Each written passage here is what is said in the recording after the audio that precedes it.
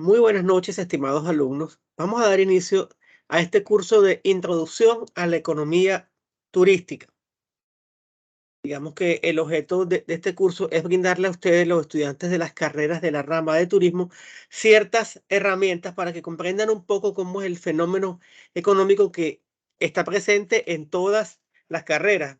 Por el hecho de que usted no sea economista, ni estudie contabilidad, ni estudie finanzas, ni estudie administración, no quiere decir que que debe desconocer esas nociones de economía, que es una asignatura tan importante que está presente en nuestra vida diaria. Todos los profesionales, sin excepción, a la larga, terminan involucrados con los conceptos económicos de cualquier carrera que ustedes mencionen, de cualquiera. Porque si es, por ejemplo, dirán, bueno, pero ¿qué tienen que ver los maestros de escuela con la economía? Pues sí, los maestros de escuela también en su momento, si quieren hacer carrera, llegarán a ser directores. Y cuando llegan a ser directores de sus respectivas escuelas, o decano, o rector de universidad, bueno, van a tener que entender el proceso administrativo y el proceso económico, porque las instituciones deben contar con un presupuesto de funcionamiento y tienen unos ingresos y tienen unos gastos de funcionamiento. Entonces, hay que entender el fenómeno económico y en el día a día, nosotros como consumidores de diferentes servicios, por ejemplo, aquí en este momento estamos consumiendo varios servicios. Número uno, estamos consumiendo servicios de Internet, servicio de energía eléctrica, y también ustedes como consumidores están consumiendo un servicio educativo que es y yo soy en este momento su proveedor conjuntamente con la Universidad Latina, que es la cual ustedes están matriculadas. Entonces, como verán, hay una prestación de servicio. Y esta prestación de servicios tiene un coste o costo. Coste es en español de España y costo es como usamos nosotros acá en América.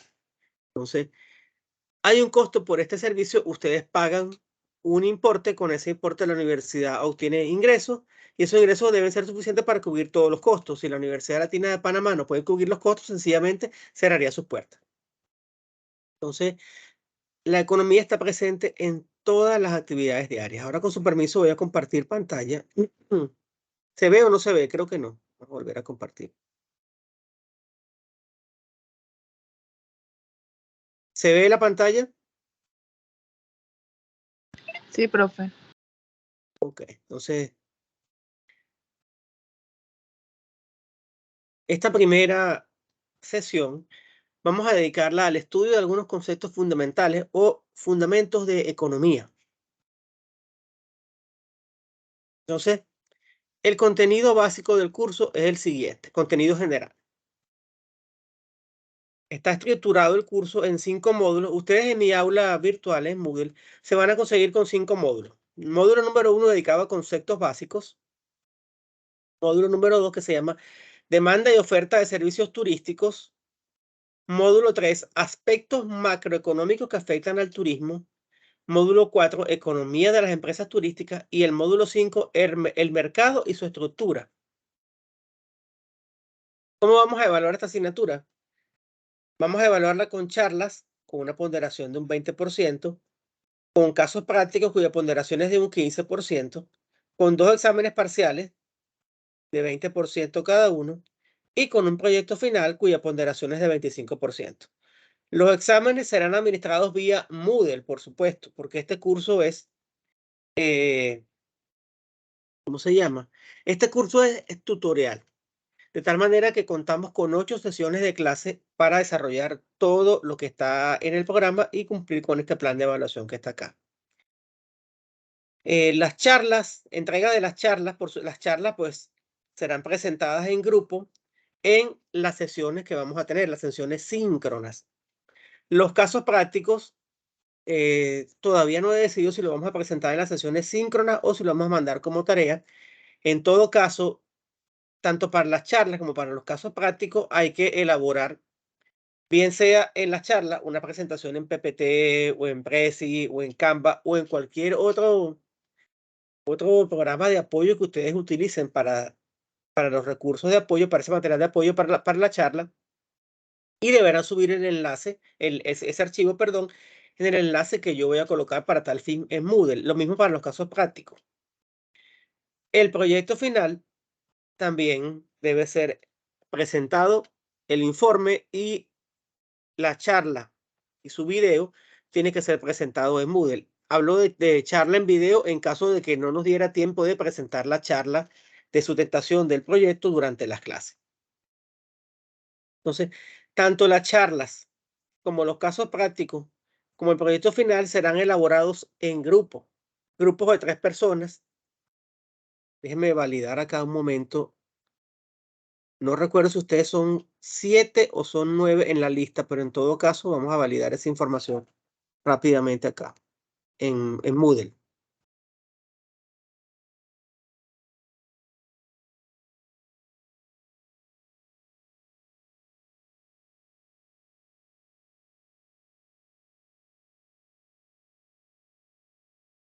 De todas maneras, ya tengo organizadas las temáticas para la charla y si los grupos son de 2 o de 3, bueno, eso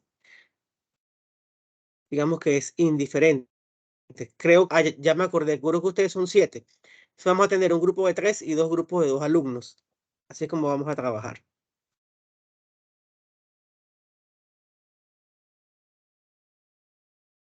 Introducción a la economía en el sector turismo. Ok. Sí, ustedes son 7. Entonces vamos a tener un grupo de 3 y 2 grupos de 2 integrantes. ¿Preguntas, inquietudes, dudas? ¿Se observa lo que estoy proyectando o ya se dejó de observar? Sí, sí se observa, profesor. Ok. Entonces, podemos continuar. Entonces, ¿estamos claros? Las charlas, ya por ejemplo, ya tengo definido el tema para cada grupo de la primera charla. Y bueno, los casos los iremos viendo a lo largo del curso. Charlas serán 2 casos, todavía no he decidido si serán 2 o 3. Creo que van a ser 3 casos. Las charlas 2, 3 casos, los 2 exámenes y el proyecto final. Para ir entrando en materia, vamos a comenzar con el concepto de economía. La economía es una ciencia social que estudia la utilización óptima de los recursos escasos para satisfacer las necesidades que son infinitas. ¿Y por qué decimos que los recursos son escasos y las necesidades son infinitas? Bueno, en primer lugar, tenemos que muchos recursos que utiliza el hombre son recursos naturales. Por ejemplo, la madera que viene de los bosques es un recurso no renovable. Cuando usted, a menos que usted tenga planes forestales, planes de ir reforestando, pero cuando usted corta un árbol, el árbol muere, hasta ahí llega. Cuando usted agarra un bosque y lo tala por completo, el bosque se acabó. Cuando explotamos los recursos fósiles, los yacimientos de petróleo, los yacimientos de gas natural, cuando explotamos los recursos minerales como el cobre, como el oro, cuando esa mina se acaba, la mina se acabó y ya no hay más nada. Entonces, cuando hablamos de recursos naturales renovables y no renovables, bueno, los no renovables se agotan, pero en el caso de los llamados recursos renovables, como por ejemplo el suelo, también hay degradación de los suelos, también hay contaminación del agua, hay erosión. Entonces, por ejemplo, lamentablemente hoy en día no se pueden aprovechar las aguas del río Juan Díaz para darle agua a la población de la ciudad de Panamá porque es un río que está contaminado. O tampoco se puede aprovechar como área de esparcimiento la bahía de Panamá porque como todos ustedes saben, esa bahía está contaminada desde hace más de 50 años. Entonces, lamentablemente esos recursos están degradados y ya no se le puede dar el uso que se le daba anteriormente. Pues, ¿se imaginan ustedes lo bueno que sería que en la cinta costera hubiera playas? Es un proyecto por ahí que tuvo el alcalde de la ciudad de Panamá hace un tiempo, pero es un proyecto que es faraónico porque esa playa no puede ser operativa hasta que sencillamente no haya una descontaminación de la bahía y esas aguas sean aptas para que las personas se puedan bañar allí. También sucede que los recursos financieros son limitados. Por ejemplo, eh, las personas que trabajamos y recibimos un salario por nuestro trabajo, tenemos un salario que es fijo. Y con ese salario que fijo tenemos que hacer frente a todas las necesidades que tenemos. La mano de obra también es limitada. Yo no puedo tener una empresa y tener infinitos trabajadores. Yo tengo una cantidad de trabajadores que son los que puedo mantener, son los que puedo ubicar y son los que atienden las necesidades de mi empresa. Y además tenemos que las necesidades crecen día a día. Por ejemplo, hace 30 años atrás no existían los teléfonos celulares de smartphones, no existían. Los celulares que habían en esa época, estamos hablando de los años 90, eran celulares muy sencillos, solamente te permitían llamar. Las pantallas eran grises o eran naranjas. Cuando salieron los mensajes de texto, bueno, todo el mundo quería cambiar el teléfono para tener un celular que tuviera mensajes de texto. Cuando no existía internet, sencillamente no había internet en las casas. Entonces, como ustedes pueden ver, cada día van surgiendo más necesidades y el ser humano tiene necesidad de tener muchas más cosas que en un pasado. Eh, Cuando yo estudiaba mi carrera universitaria, no se había pensado en ese momento tener en clases virtuales como estamos viendo hoy en día. Todas las clases eran presenciales y tradicionales. Es decir, tablero, piloto y profesor escribiendo, el alumno escuchando. Entonces, hoy en día, fíjense todas las necesidades que tenemos para poder estar acá en el espacio virtual. Tenemos que tener una computadora con internet, tenemos que tener cámara, tenemos que tener acceso a la red, todo eso que no era necesario hace unos años atrás. Fíjense que, por ejemplo, cuando comenzó esta pandemia, yo me vi obligado a comprar una computadora en mi casa porque de un día para otro la computadora murió. ¿Y cómo veía en clase mis hijos sin computadora? Entonces, aparte de computadora, tuve que comprar audífonos y todas esas cosas. O sea, unas necesidades que no existían antes de la pandemia y bueno, por razón de la pandemia tuve que hacer frente a las mismas. Entonces,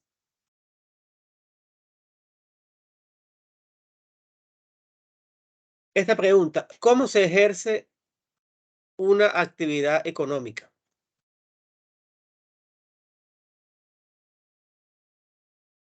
La actividad económica se ejerce con la interacción de los tres factores de producción, que eso es una propuesta clásica del señor Adam Smith en 1776, considerado por muchos el padre del capitalismo moderno. Según Smith, los factores de producción son capital, tierra y trabajo. Hay personas que incluyen allí como un cuarto factor de producción la capacidad empresarial. Algunos incluyen también el capital humano. Interesante. Pero desde un punto de vista bien sencillito,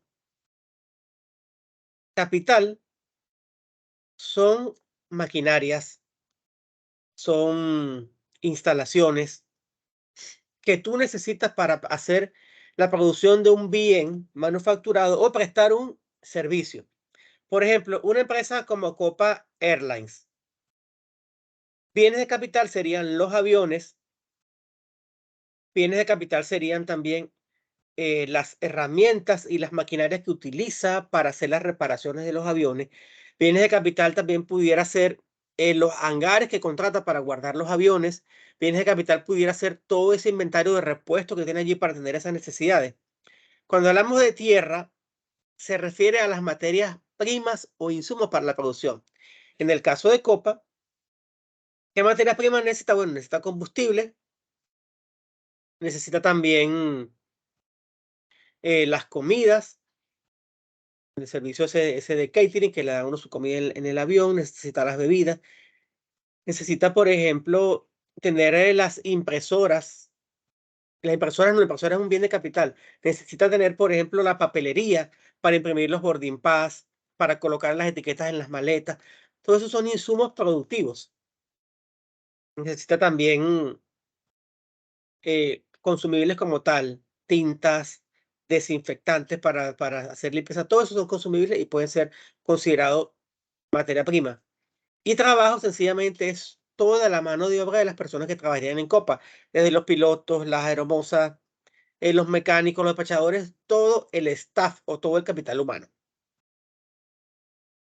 Entonces, en este libro, La riqueza de las naciones, el señor Smith habla de factores de producción, el concepto de la división del trabajo, que no lo inventó él, pero él lo recopiló, lo incluyó allí. Ese concepto, por ejemplo, de la división del trabajo aparece ya en el libro El Éxodo, cuando el suegro de Moisés, el profeta, fue a hablar con él. Moisés era el líder del pueblo cuando salieron de Egipto. Entonces, él se agotaba mucho porque él tenía que ejercer el papel de juez. Entonces el suegro le dijo, te estás agotando mucho, entonces le dijo que delegara funciones. Y eso fue lo que hizo Moisés. La libre competencia, es decir, que no debería haber ninguna restricción para que en un mercado diversas empresas puedan competir en la prestación de un mismo servicio o en la venta de diversos bienes. Por ejemplo, supermercados. Tenemos acá varias cadenas grandes de supermercados, por ejemplo, Super 99 y El Rey son los más grandes. Posteriormente tenemos grandes almacenes como el Machetazo, que incluye supermercados. Tenemos el Fuerte, que aparte de supermercado es similar al Machetazo, tiene tienda. Tenemos el Extra, tenemos también Rivas Misa, esos son supermercados. Y el último concepto que me parece interesante de la obra de Adam Smith es la mano invisible del mercado. Es decir, con eso de la mano invisible, él lo que está diciendo es que no debe haber intervención del Estado en la economía, sino que el mercado es el que se encarga de regular todo, que eso tampoco es tan cierto, pero son ideas de hace casi 300 años atrás. Esa idea que recogió Adam Smith en La riqueza de las naciones. Entonces, en lo que ha sido la perspectiva de la utilización de las materias primas o recursos naturales, tenemos que el hombre ha aprovechado los recursos naturales para atender necesidades básicas desde que apareció sobre la faz de la Tierra. Recuerden ustedes que antes de que el hombre se asentara de forma más o menos permanente, vivía de la pesca, la caza y la recolección. Cuando tú pescas, tú estás extrayendo un recurso natural, porque tú no sembraste esos peces, tú lo estás sacando de un río, de un lago, del mar. Cuando tú cazas, tú no estás criando esos animales, tú lo estás obteniendo de la naturaleza. Y cuando tú estás recogiendo frutos silvestres, tú no los has sembrado tampoco. Entonces, eso es un ejemplo de explotación de recursos naturales renovables. Porque los peces cuando se capturan bajo un esquema sostenible, puede haber repoblación de peces. Si hay una explotación intensiva, los peces se acaban las razas, igual que con la caza y con la recolección. Adicionalmente, tienes este último párrafo. La humanidad ha estado agotando los recursos naturales no renovables desde el momento en que el hombre de las cavernas talló la primera piedra. Y esto continuará por mucho tiempo. Esto lo dijo el profesor Solu en 1975, o sea, casi 50 años atrás.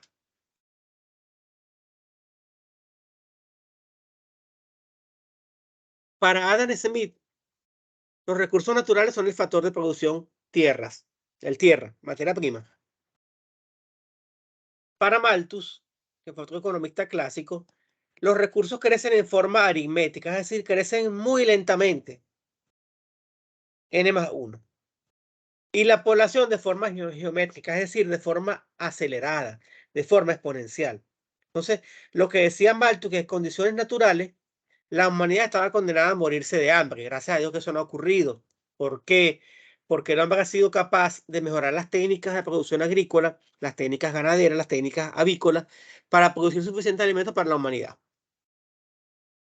Otra postura clásica con respecto a los recursos naturales es la de David Ricardo, que también tiene el concepto de las ventajas competitivas también.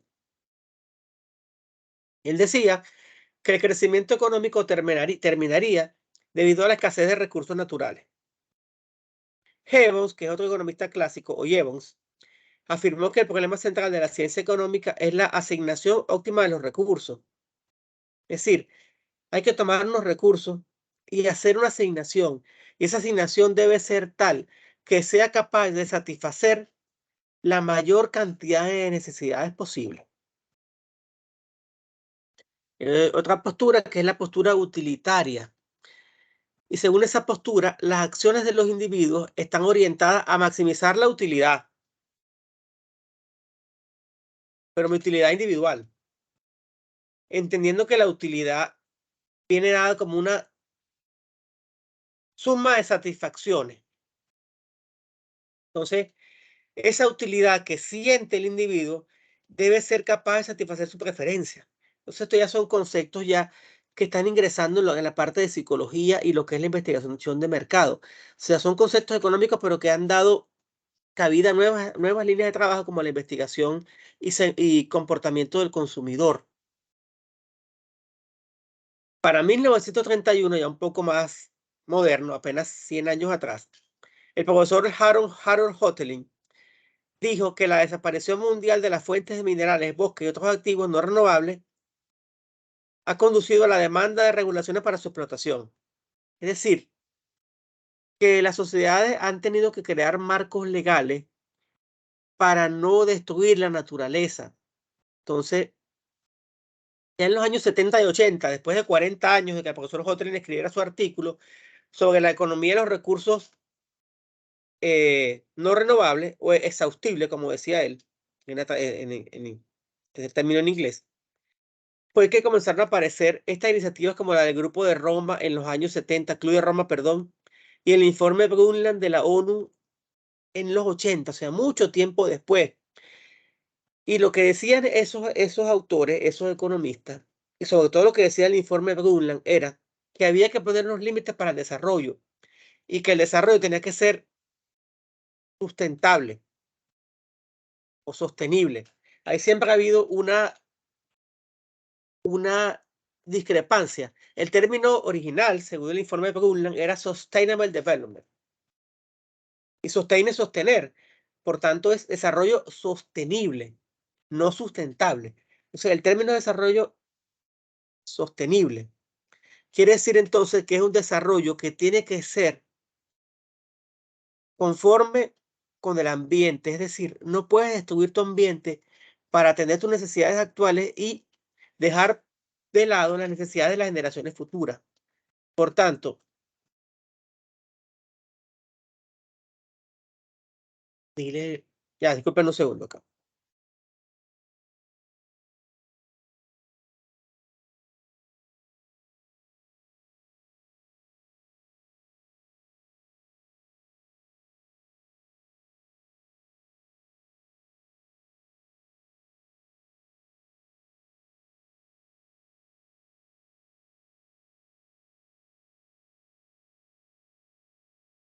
Disculpen entonces la interrupción.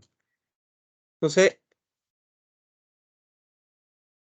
volviendo acá a lo que les comentaba,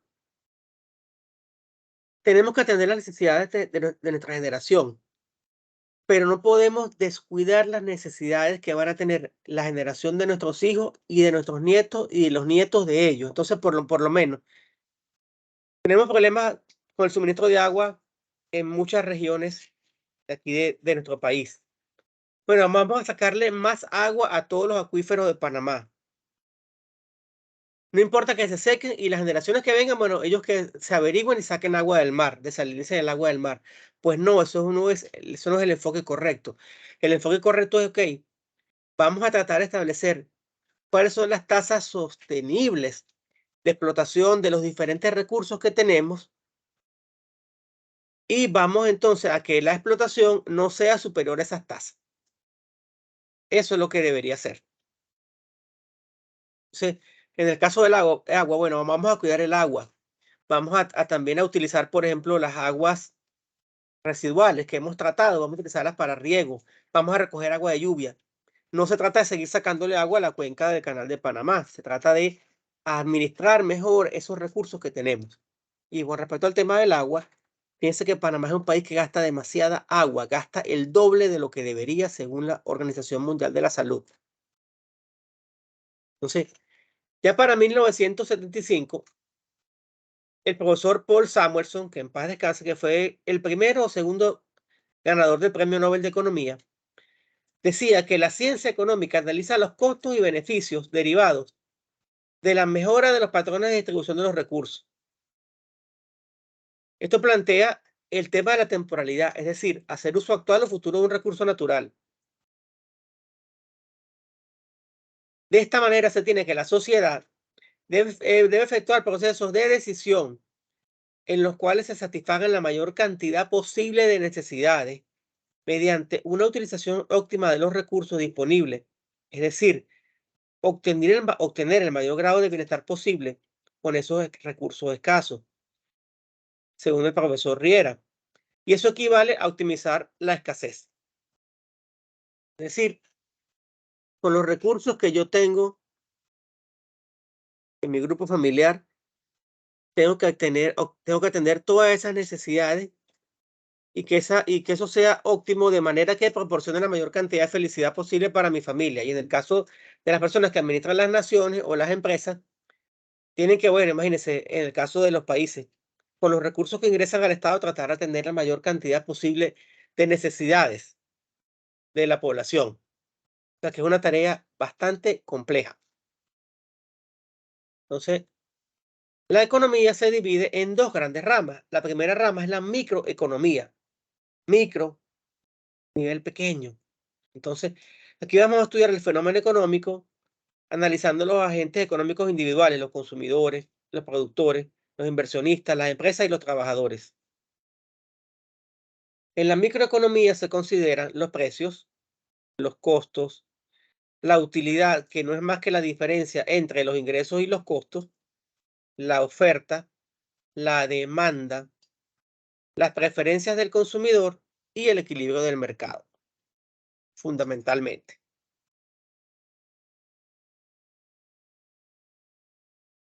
Entonces, al contrario, tenemos la macroeconomía, que es la segunda rama de la economía y que estudia el fenómeno económico a nivel macro, es decir, de la región o del país.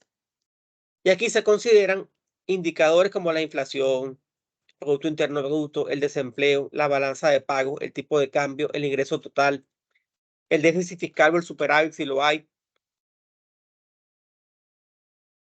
Esta disciplina se considera que su padre es el profesor John Maynard Keynes, que en paz descanse, fue un gran economista del siglo XX que tuvo notoriedad en la década de 1930 al sostener que el gasto público estimula la demanda agregada y de esta manera aumenta la producción, la inversión y el empleo. Hay mucha gente que hoy en día critica a Keynes porque sencillamente no entiende que las ideas de Keynes fueron formuladas en un contexto dado. Entonces, no podemos con los contextos actuales analizar ideas de hace 100 años atrás. Sencillamente, él venía de haber visto la Gran Depresión. Entonces él decía, mira, la gente se está muriendo de hambre, por tanto, es importante el gasto público. Pero ¿cómo el gasto público?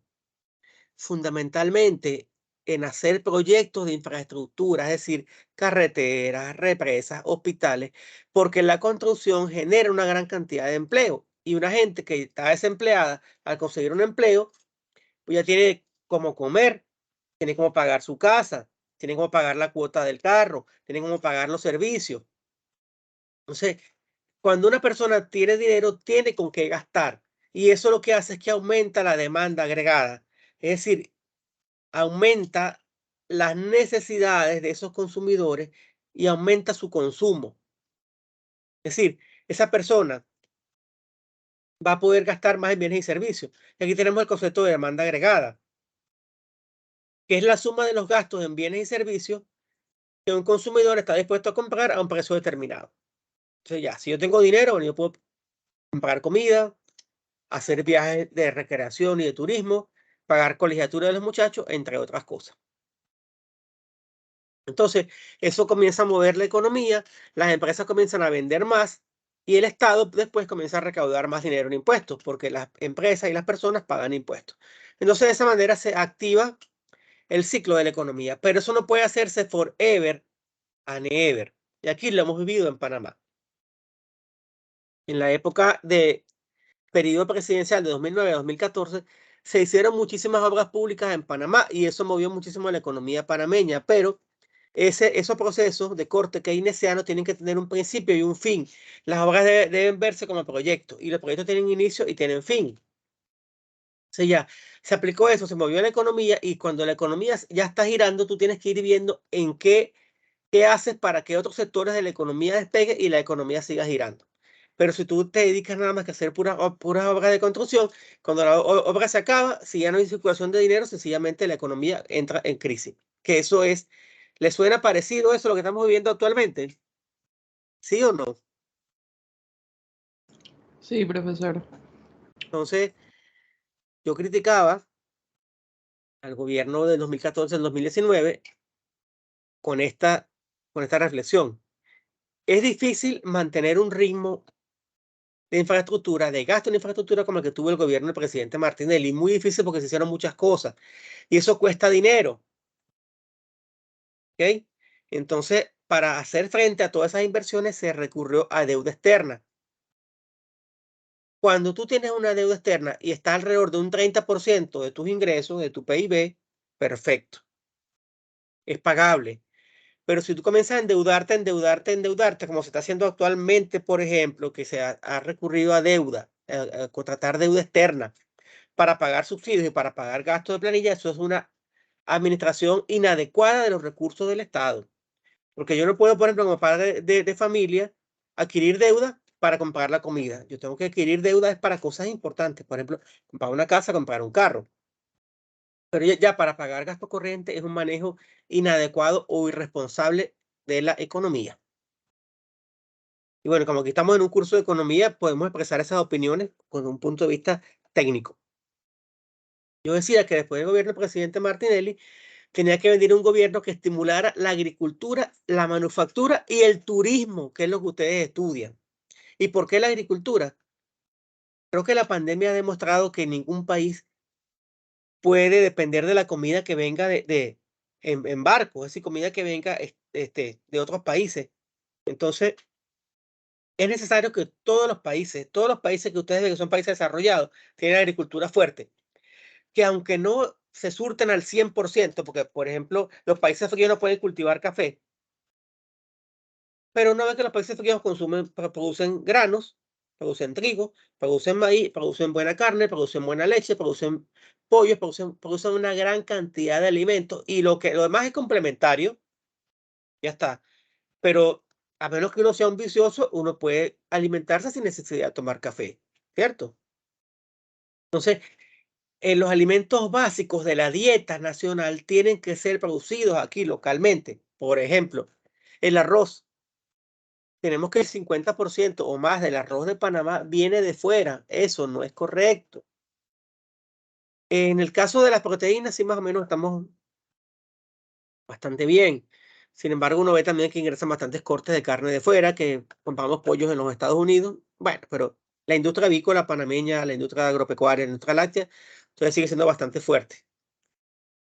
Pero los granos que se consumen en Panamá, recuerden que Panamá es un gran comedor de granos, vienen de fuera. Los porotos, las lentejas, los frijoles vienen de Canadá. El maíz, el 95% del maíz que emplea la industria avícola de Panamá para alimentar a los pollos y a las gallinas viene de importaciones. Entonces, yo decía en esa época, mira, y lo sigo diciendo ahorita, y con eso está de acuerdo conmigo el decano de la Facultad de Negocios, que hay que invertir más en el campo, para que este país sea sustentable y autónomo no, soberano desde el punto de vista alimenticio y que con sus excedentes pudiera exportar a otras naciones como lo hace, por ejemplo, Costa Rica. Costa Rica es un gran exportador de piña, exportador de leche, exportador de muchos productos. Tenemos, por ejemplo, en Sudamérica tenemos a Brasil y Argentina que son grandes exportadores de granos y de carnes. Entonces, aquí tenemos un resumen de lo que hace la microeconomía y lo que hace la macroeconomía. Entonces, en la micro estudiamos los problemas a nivel individual, en la macro a nivel global. Aquí hablamos de unidades económicas individuales, la empresa, la familia. Aquí hablamos de variables económicas agregadas. Demanda y oferta individual, demanda y oferta agregada, es decir, de todo todo el país. Un enfoque ascendente y aquí un enfoque descendente.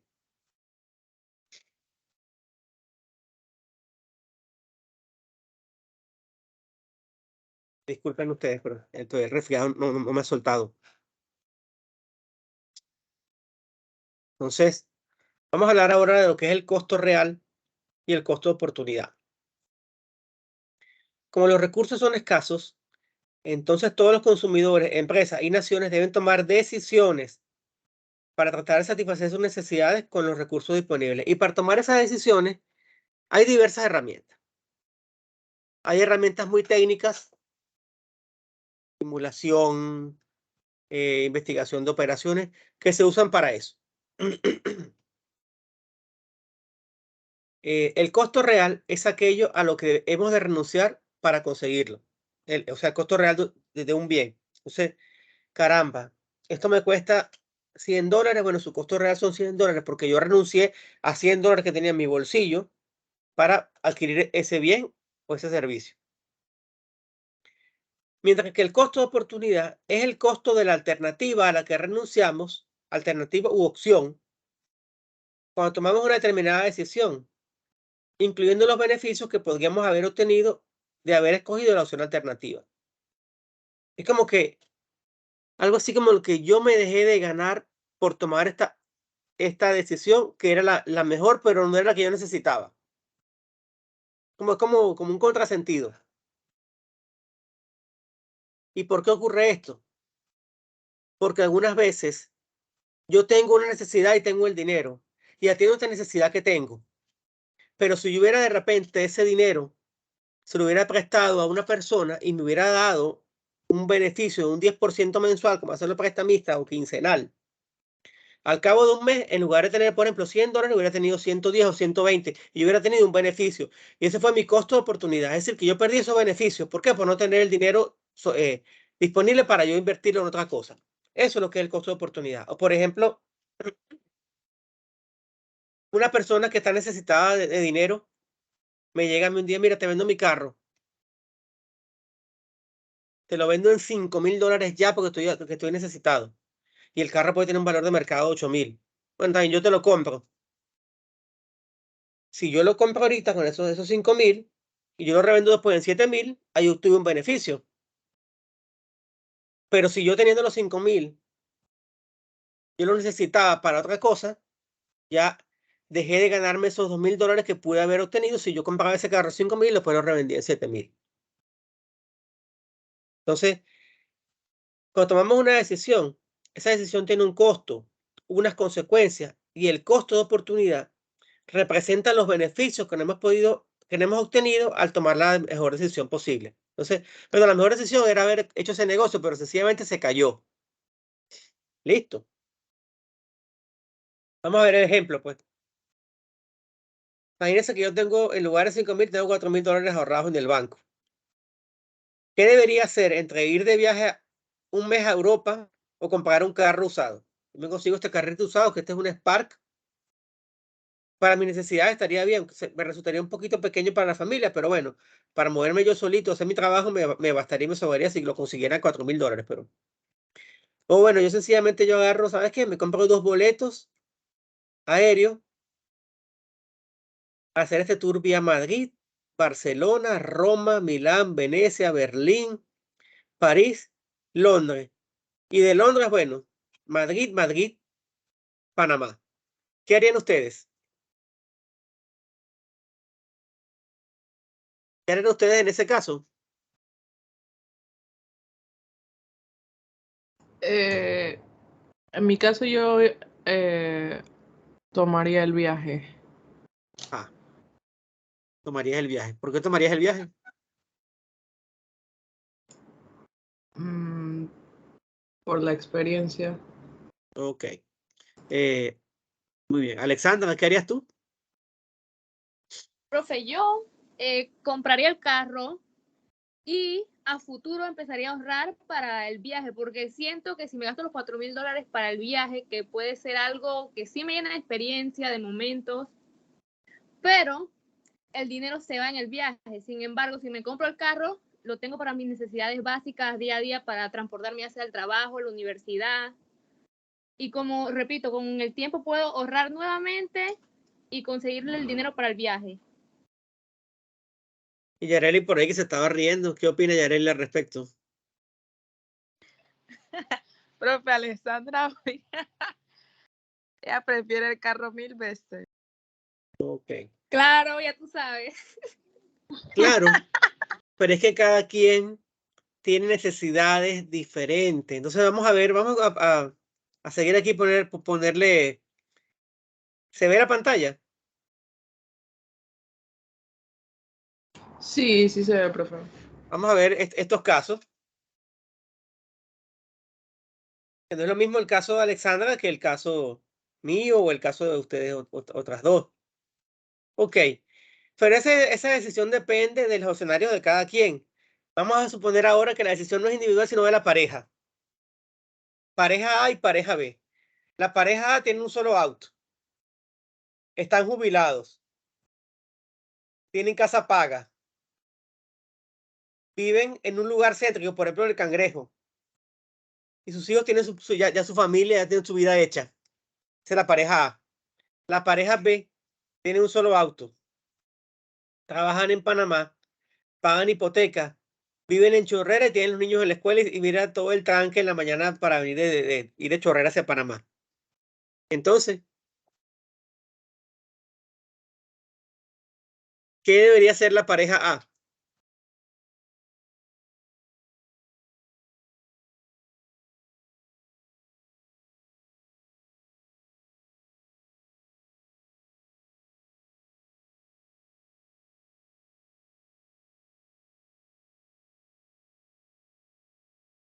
¿Qué creen ustedes que debería ser la pareja A entonces? La pareja A puede tomar el viaje. Tranquilamente, pues ya están jubilados ya. Tranquilamente, sí. Ya en el caso de ellos ya el tiempo es un factor que va en contra, ¿verdad? Están jubilados. Y además de eso, a lo mejor no tienen tanta necesidad de tener un segundo carro como la pareja B. Entonces, por eso que todo depende de las necesidades de cada quien. De repente, para esta gente, los beneficios que obtienen de ese viaje son mucho mayores que los beneficios de tener un carro. Entonces, para ellos el costo de oportunidad de tener el carro, prefieren irse de viaje. ¿Ve? Para la pareja B es un costo de oportunidad diferente, ok, porque de repente es más sacrificio en su día a día. Mira, tener que montarse en esas chivas todos los días es un sacrificio. Vamos a ver otro ejemplo. Que uno también como consumidor debe tomar decisiones como estas todos los días, aunque ustedes no lo crean. Una persona que trabaja en ventas, que use su carro particular para el trabajo, para esa persona es prioritario que el carro esté en óptimas condiciones antes de comprar un TV nuevo. Porque tener el carro siempre en óptimas condiciones y poder hacer sus viajes y trabajar tranquilo le da mejores beneficios que tener un televisor de última generación. ¿Se entiende la idea? Entonces, en teoría, uno debería tomar las decisiones que le den un mejor costo de oportunidad, es decir, que me den más beneficio. Eso es en teoría. Vamos a ver. Aquí mis colegas economistas han hecho toda una teoría al respecto y esto que vamos a ver acá se llama las curvas de indiferencia. Ustedes no se preocupen que la traigo como ejemplo para que vean cómo funcionan las cosas. No es que vayamos a tener que hacer ejercicios de curvas de indiferencia y nada de eso. Entonces, aquí tenemos que una persona tiene un presupuesto, quiere ir al cine y quiere comer hamburguesa. Vamos a suponer que ustedes la convidan a salir por allí, un enamorado que tengan. Y entonces, bueno, vamos a ver al cine y después vamos a comer algo. Entonces, esto que está acá, esto es una curva de indiferencia. Entonces, hay una combinación de factores que hará que esa utilidad del consumidor sea constante. Profe, ya dejó de compartir pantalla. Ah, perdón. Vamos a volverla a presentar entonces. Y disculpen ustedes. Cuando entro y salgo pasa eso.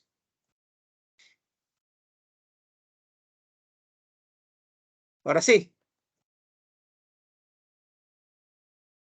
Esto que está acá, estas curvas, se llaman las curvas de indiferencia, que son las curvas donde en teoría la persona tiene una utilidad constante, una satisfacción constante. Ya. A medida que suben tus ingresos, puede subir tu satisfacción. Entonces, la satisfacción de C es mayor que la de B y la de B es mayor que la de A. ¿Por qué? Porque esto está asociado, por ejemplo, a lo que es el incremento en los ingresos de la persona. Cuando una persona va mejorando sus ingresos, puede tener acceso a otros bienes y servicios que no tiene. Entonces, por ejemplo, cuando uno está estudiando, uno si trabaja tiene unos ingresos muy pocos. Entonces, cuando uno está de estudiante, uno no se puede comprar un carro. Cuando uno empieza a trabajar, que ya tiene un salario aceptable, ya uno se puede comprar su carrito para no tener más comodidad. Entonces, vas mejorando tu nivel de bienestar. Pero para un mismo nivel de ingreso, de acuerdo con esta teoría de las curvas de indiferencia, en cualquiera de estos puntos tú obtienes el mismo nivel de satisfacción. Por ejemplo, mira, ¿sabes qué? Este es mi presupuesto de recreación, le dice una persona a su pareja. Entonces, si vamos al cine 5 días a la semana, solamente podemos comer 3 veces en la calle. Entonces, podemos tener un total de 8 salidas, 5 al cine y 3 para comer hamburguesa. O podemos tener ir al cine 2 veces, pero ir a comer fuera toda la semana. Entonces, eso en teoría les produce a ustedes el mismo beneficio, la misma utilidad. Pero cuando la persona mejora sus ingresos, aquí puede ya ir más veces al cine, comer más veces fuera, y así sucesivamente. Pero por supuesto, eso está sometido a una restricción presupuestaria. Vamos a suponer que este sea el ingreso de la persona.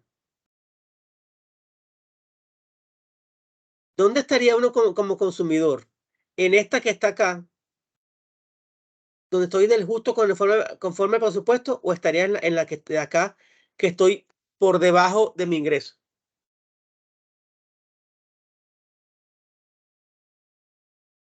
A ver, vamos a explicarlo de otra manera. En teoría, si yo tengo este ingreso, yo pudiera moverme en esta curva, es decir, que yo pudiera tener este nivel de satisfacción porque voy a poder comprar más cosas, en resumidas cuentas. Pero si yo soy conservador, yo voy a quedarme aquí abajo y voy a obtener un ahorro. Eso fue lo que les quise decir. ¿Se entiende la idea? ¿Sí o no? Sí, profe. Entonces, mientras más gano, más puedo gastar. Pero si soy consciente, mira, ¿sabes qué? Vamos a ahorrar un poquito. No importa que estemos un poquito más limitados, pero vamos a ahorrar. Eso es lo que quiere decir esa teoría. Entonces, al igual que los consumidores individuales, las empresas y el Estado deben tomar decisiones, pues también están sujetos a restricciones presupuestarias. Las empresas realizan planes de inversiones anuales y destinan dentro de su presupuesto partidas para tal fin. Y la junta directiva o la junta de accionistas decide qué inversiones se realizan, siempre pensando en maximizar los beneficios. El Estado también debe tomar decisiones para maximizar los beneficios de la nación y sus habitantes. Entonces, por ejemplo, a mí, yo tal vez como político sería extremadamente impopular. ¿Saben por qué? Y lo digo sin que me quede nada por dentro. Porque yo, en lugar de gastar dinero celebrando el carnaval, yo gastaría dinero en otras cosas. ¿Estarían ustedes de acuerdo conmigo? De repente no, porque para ustedes el carnaval es fundamental, o adornar con las luces de la ciudad. Yo gastaría muy poquito en eso, ¿saben? ¿En qué gastaría yo? Mira, vamos a tener todas las plazas con las áreas verdes bien bonitas, la grama bien cortada, los árboles bien bonitos, todo impecable, que no hubiera ni un papelito en el suelo. ¿Mm? En lugar de gastar yo en luces o en eventos de carnaval, yo invertiría en que todas las escuelas de mi municipio estuvieran impecables y que no le faltara nada.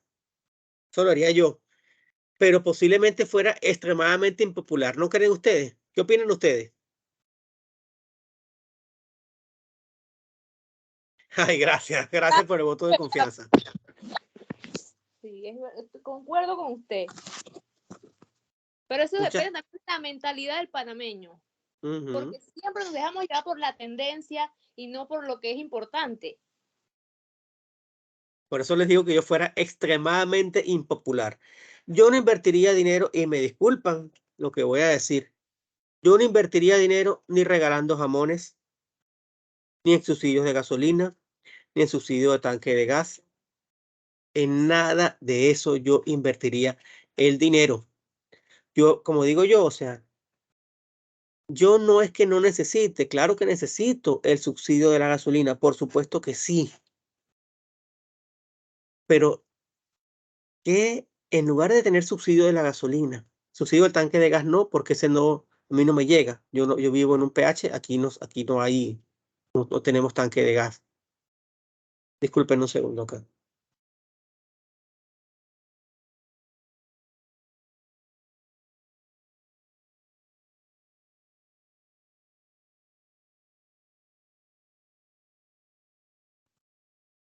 Entonces, yo no gastaría el dinero público en subsidios. Y sé que eso a mucha gente le caería malísimo. Entonces, por ejemplo, miren, siendo bien franco, yo aquí pago $8.20 mensuales por el servicio de agua. Sinceramente que eso es un regalo, pero bueno, está bien. Vamos a recibir el regalo. Lo recibo, 8,20. Ahorita no es tanto el impacto de la gasolina, pero sí en los momentos que la gasolina estuvo más cara, sí el ahorro era considerable. Cuando había que tanquear con $60, yo me gastaba alrededor de 40. Por ahí me ahorraba 20. Vamos a suponer que me hubiera ahorrado $80 mensuales. Yo tanqueo toda la semana. Ok, son 80 por ahí que me hubiera ahorrado. Perfecto. El subsidio eléctrico es como unos $20, ya por ahí son 100. Subsidio del tanque de gas, suponiendo que yo lo utilizara, es como unos $15 mensuales. Ya por ahí vamos por 115. El subsidio del Metrobús, realmente el costo del pasaje debe estar como en 75 centavos, quiero que sepan, el Metrobús. Vamos a suponer que yo utilizara el Metrobús todos los días por 22 días a la semana. Vamos a redondearlo en $20 más. Ok, perfecto. Diría, ok, yo como beneficiario pudiera beneficiarme de $130 en subsidio. Perfecto. Pero resulta, pasa y acontece que yo pago impuestos sobre la renta, pago seguro social y pago seguro educativo. Seguro educativo se paga el 1,25% paga el trabajador y el 2,5% paga la empresa. El seguro social uno paga el 9,75% y la empresa paga el 12,75 o el 12,5%. No recuerdo bien el monto exacto. ¿Ok? Pues entonces, yo en lugar de tener esos subsidios que les he mencionado, preferiría que aquí en la comunidad donde yo vivo existiera una escuela pública bien hecha, con la capacidad suficiente de atención para que mis hijos no tuvieran que ir a una escuela privada, que es la que tengo bastante cerca, pero con la cual pago, aunque sea barata, pago $260 mensuales. Entonces, ¿qué es preferible? Tener esos subsidios que le acabo de mencionar o que las escuelas públicas fueran suficientes y ofrecieran una educación de calidad para la población panameña. ¿Qué opinan ustedes?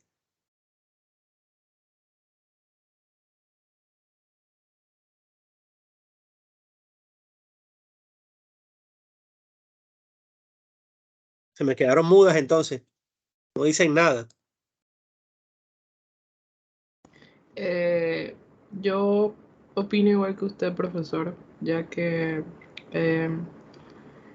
la educación la tienen, o sea, es el futuro de la población.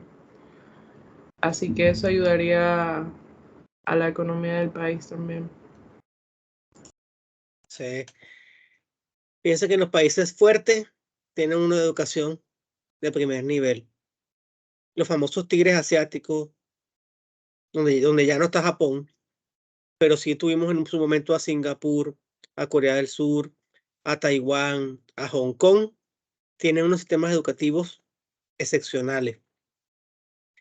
Las potencias occidentales clásicas, los países de Europa, Canadá, los Estados Unidos, Australia, Nueva Zelanda, tienen unos sistemas educativos de primer orden y son públicos.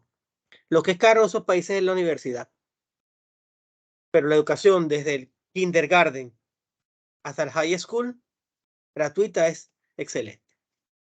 Entonces yo pienso que allí es donde debería estar el gasto. Y eso no es gasto, eso es inversión, porque en la medida en que tú vas formando tu población se hace más pensante y ya no es demandante de esos subsidios. Lo que pasa es que eso tiene un costo político alto. Porque si yo soy una persona educada, tú no me vas a comprar con un jamón ni con nada de eso, ¿verdad que sí?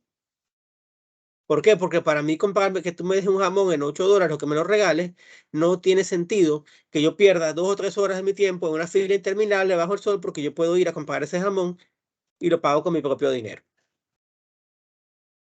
Eso es lo que debería ser. Lamentablemente no le hacen caso muchas veces a los economistas, los políticos, sino que los políticos hacen otras cosas, pues. Y a veces, bueno, por eso los economistas a veces no son populares, ¿saben? Y es triste decirlo. Piensa acá otro ejemplo acá.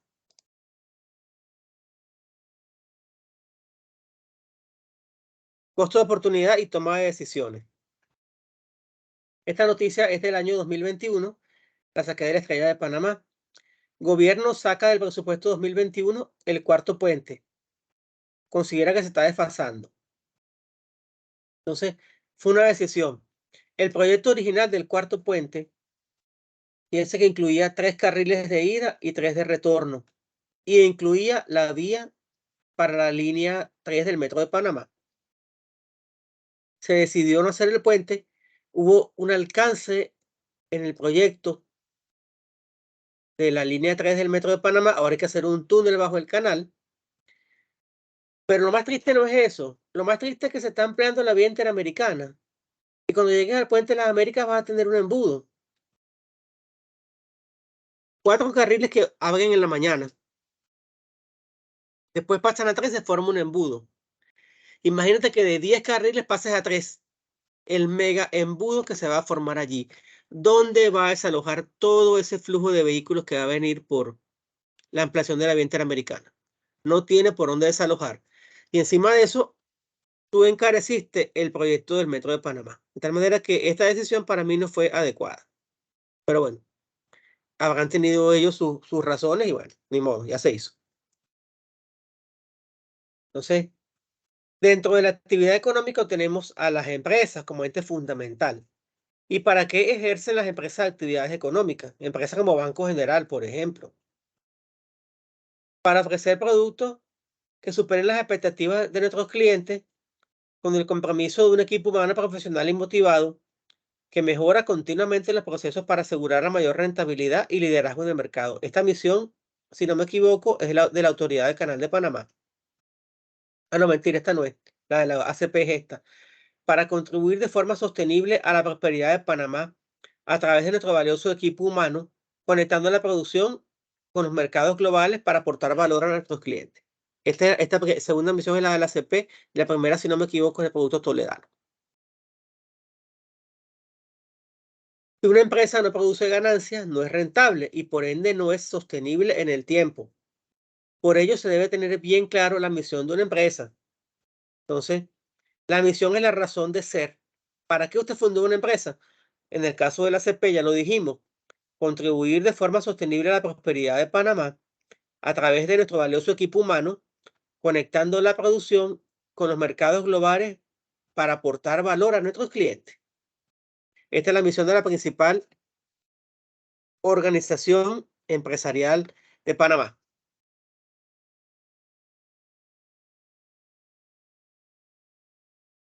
¿Una pregunta, inquietudes, dudas?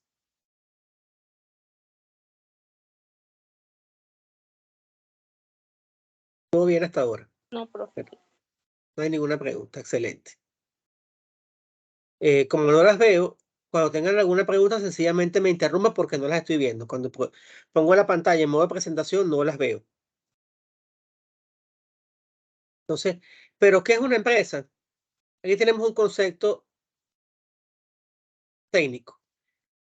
La empresa o firma es una unidad técnica en la cual se producen bienes y servicios. Entonces, el dueño de la empresa, el emprendedor o el gerente o la junta directiva decide cuánto y cómo. Es decir, qué vas a producir, en qué cantidades. Si son bienes o si son servicios.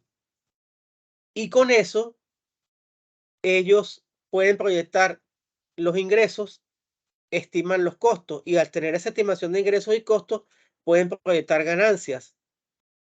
Pero como no todo es color de rosa, puede haber ganancias y puede haber pérdidas. Algunas veces las empresas afrontan pérdidas porque en los años anteriores han tenido jugosas ganancias y sencillamente aguantan. Por ejemplo, pasó con muchas empresas en pandemia, aguantaron para no desaparecer del mercado. Y ejemplos hay muchos. Hay muchas empresas que no aguantaron y tuvieron que cerrar. Muchos restaurantes tuvieron que cerrar, por ejemplo.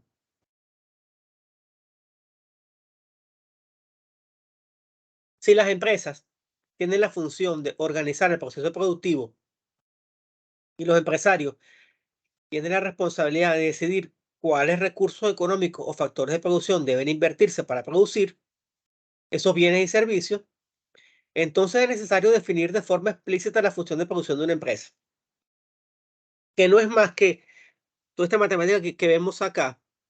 Lo que te dice es que la cantidad producida de un bien depende de los insumos que tú tengas. Eso es todo. Yo para producir, por ejemplo, qué sé yo, una mesa, yo necesito una cantidad de tablas, una cantidad de elementos metálicos, tornillos, esos son los insumos. Si quiero producir 2 mesas, necesito más insumos y así sucesivamente. Por ejemplo, en el caso de los ejemplos turísticos, si yo quiero tener un grupo de turistas de 25 personas para llevarlos a hacer un tour por el casco viejo, yo necesito un autobús con capacidad para 25 turistas más el conductor más el guía turístico. ¿Están de acuerdo con eso? Entonces, la cantidad de servicios prestados allí o turistas atendidos va en función del autobús y la cantidad de guías que yo tengo. Si tengo 2 autobuses para 25 pasajeros, un puesto para el chofer y un puesto para un guía, entonces puedo atender un grupo de 50 turistas y me los llevo al casco viejo y me los llevo después a dar una vuelta por la Santa Costera, me los llevo al Museo del Canal Interoceánico, bueno, se queda en casco viejo, me los llevo a Miraflores, que conozco en el canal, y después me los llevo a las ruinas de Panamá Viejo, por ejemplo. Ahora, si yo lo que tengo es un busito de 10 pasajeros, pues puedo llevar solamente 10 personas. Eso es lo que quiero decir con esto de lo que es la función de producción. Si yo tengo que prestarle servicio conforme a mis capacidades. Entonces, también hay que saber la función de utilidad. Entonces, la función de utilidad es el ingreso menos el costo. Ahora, este modelo que presentamos acá tenía solamente 2 insumos. Entonces, es válido cuando hay solamente 2 insumos. Cuando el empresario compra esos insumos en un mercado de competencia perfecta y a precios constantes. Es decir, que no es que me van a vender más caro, no, yo compro esto a un precio razonable y en condiciones normales. Por ejemplo, cuando comenzó la pandemia, el precio de las mascarillas se fue al cielo. Te vendieran una mascarilla suelta hasta en $6, una mascarilla suelta. Y la gente las compraba, que es lo peor de todo.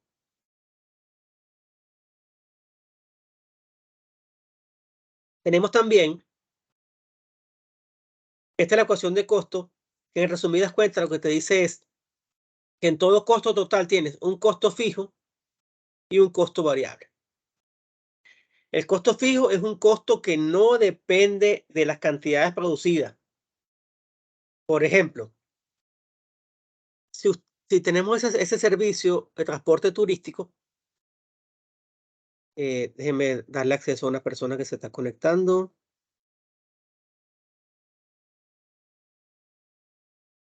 Ah, perdón.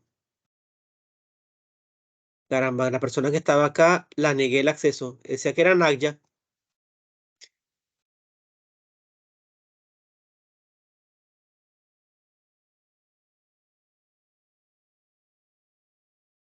Ahora sí. Aquí está Naya de nuevo. Naya tiene 2 usuarios conectados. Ah, ¿en serio? Ujú. Bueno, Eh, entonces, volver a proyectar. Para entender entonces lo que es el costo fijo y el costo variable,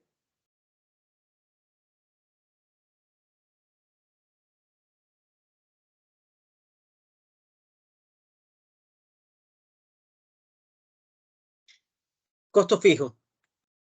Cuando yo tengo mi autobús, si yo lo estoy pagando al banco, esa letra del banco es fija. Llueva, truena o relampaguee, yo la voy a pagar. Así el autobús esté funcionando, el autobús esté parado. ¿Qué es variable? Los costos de mantenimiento, porque mientras más horas yo use el autobús, hay que hacer una frecuencia de mantenimiento más corta, que también es variable. Por ejemplo, tengo muchos turistas. Bueno, de repente yo tengo a Nagja como guía fija, pero mira, tu turno es de 8 horas, pero mira, sabes que hay que trabajar horas extras. Entonces tengo que pagarte unas horas extras. Entonces, esas horas extras representan un costo variable, por ejemplo. No que que otra cosa, el combustible, pues, se gasta más combustible, por ejemplo. Esos son costos variables. La energía, la cantidad de insumos también es variable y depende del nivel de producción. Eso para que tengan una idea de lo que es un costo fijo y un costo variable. Por ejemplo, algunos impuestos se considera que son costos fijos. Por ejemplo, la tasa única es un impuesto que es fijo. Eso ahí llueva, truene, relampaguee, uno tiene que pagar su tasa única a la DGI.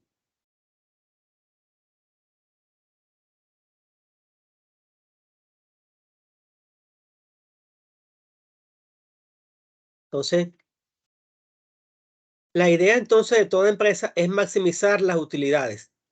Y para yo maximizar mis utilidades, puedo irme de 2 maneras. Tengo que incrementar los ingresos o incrementar los precios. Incrementar los ingresos, bien sea porque yo mantengo mi nivel de producción y yo subo el precio de venta unitario, o bien sea porque yo mantengo el precio y produzco más. Si yo, por ejemplo, en un mercado como este ejemplo, el mercado del pollo, que es un mercado tan reñido, si yo subo el precio del pollo o el precio de los huevos, la gente, en lugar de comprar toledano, bueno, va a comprar del día o va a comprar, ¿cómo se llama? Caribeño o melo. Entonces, por eso no puedo irme por ahí. Ah, ¿qué puedo hacer? Bueno, de repente tengo que tratar de vender más. Ok. Entonces, si quiero vender más, tengo que buscar clientes nuevos.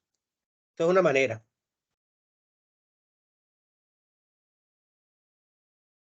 Otra opción, bajar los costos. Entonces, ¿cómo disminuyo los costos? De muchas maneras. Por ejemplo, en el caso de lo que es el pollo Panamá, estoy hablando de lo que es los ingresos. Este pollo está regulado por el Ejecutivo Nacional, pero los cortes no lo están. Entonces yo puedo construir un portafolio de productos no regulados. Por ejemplo, te vendo la pura pechuga empacada con este logo bien bonito. O te vendo el puro muslo. O te vendo los puros filetes de pechuga empacadas, congelados. O te vendo los productos de valor agregado, como las alitas, las milanesas de pollo. O qué sé yo, los tenders. O sea, productos que no es el pollo Panamá, que es el que yo compro suelto en el supermercado. O me busco clientes, por ejemplo, kosher, de un segmento muy especial del mercado.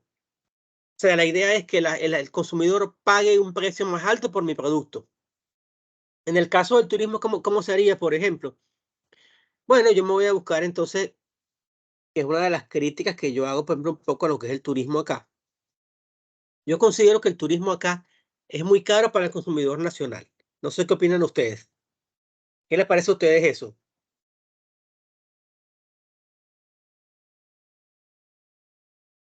¿Es barato o es caro para nosotros hacer turismo interno? Ahí sí, totalmente, profesor. El turismo Cari- aquí en Panamá es demasiado caro. Demasiado caro. Demasiado caro. Sí. Crean ustedes que es, Uno quisiera conocer lugares y demás, pero por eso la gente prefiere viajar que hacer turismo aquí. es triste que ustedes que estudian turismo tengan que vivir eso. Entonces, igual, por ejemplo, parte del turismo es también salir, es la recreación. Dígame, comer fuera en Panamá es carísimo. O sea, aquí ir a comer en un restaurante es carísimo, carísimo.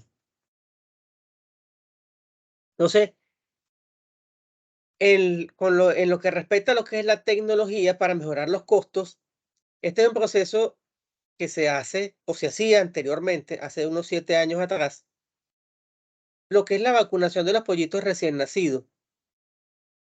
Entonces, teníamos aquí en esta planta, había 6 personas, cada uno con una vacunadora para vacunar pollito por pollito.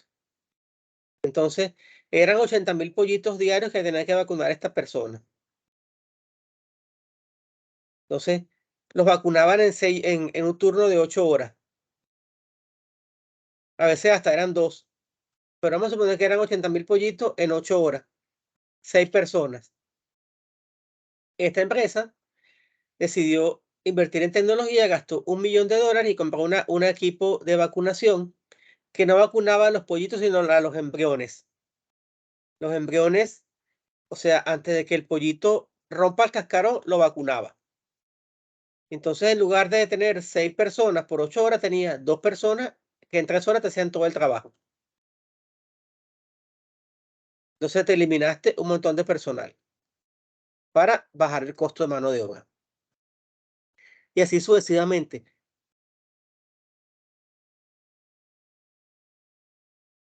Entonces, esa maximización del beneficio o de la utilidad es uno de los pilares de la teoría económica, explicando cómo las empresas persiguen alcanzar un alto nivel de beneficio para maximizar a su vez su riqueza y beneficio, al igual que los individuos hacen con su nivel de utilidad.